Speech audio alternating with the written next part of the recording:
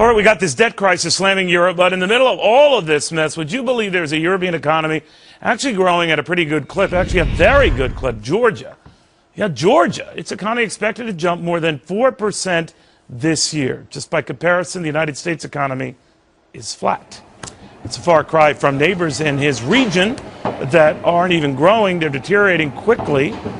And you've seen, of course, all the uprisings there. Georgian President Saakashvili joins us right now. Mr. President, good to have you back. Very nice to be back on your show. Boy, I know they were tempting you, that is the Europeans, to join the European Union, to join their elite club. You were always leery. Well, actually, we need to join Europe for all the political, cultural, civilization-wise reasons, because where we are in that region, I mean, Georgia culture is very European. It's the oldest Christian country. We've been Christian since 4th century. But you haven't joined them. Why not? Well, we are in the process. However, of course, we are worried by what happens. You're right. This year we'll be growing not even 4%. I think my prediction would be almost 6%, maybe more than 6%. Unless which is all the reason why they want you. Unless the world economy will go to hell anyway. But Georgia has done it because we have a number of solid credentials. We have the lowest second lowest corruption rate in Europe. We used to be one of the most corrupt in the world. We are second safest country in Europe, and we have our capital is the safest in Europe. We used to be totally crime-ridden. We are the easiest place to do business in Eastern and Central Europe, precisely because we cut regulations, we diminish the government, we decrease the taxes. Look who you border, Russia. You got Vladimir Putin reasserting himself.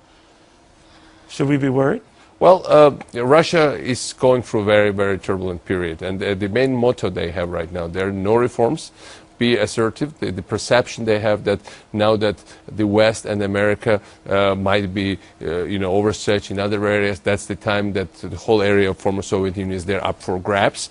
So they feel more confident now, yeah, but right? as I said, I saw a recent poll when 24% of Russians want to leave that country for good, and you look at them. And you look at us, and I see lots of Russians who, despite the fact that the official government of Russia totally hates Georgia, they occupy 20% of our territory, they expelled 500,000 people from their houses, and Putin decided one day that it's no longer their house, so they're home, so they can't come back. Well, Putin threw military helicopters at the time of that little incident a couple of years ago, tried to kill him. Yeah, but now, I mean, what are your relations like with Russia? Well, as I said, they don't recognize our government. They don't allow people to go back to their homes.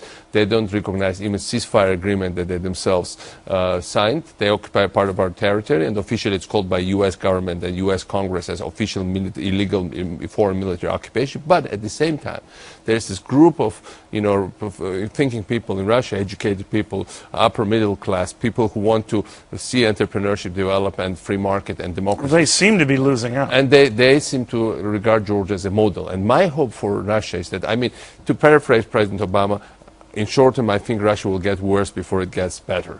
But Russia assumes that Europe's going to get worse before it gets better. Yes, they think, and they're going to take advantage of that. Well, I think the main message is, obviously, there is the problem with Europe, and there is certainly problems with America. But I think my main take on the situation is that, no matter what are saying problems in America, their American leadership in the world is still unchallenged.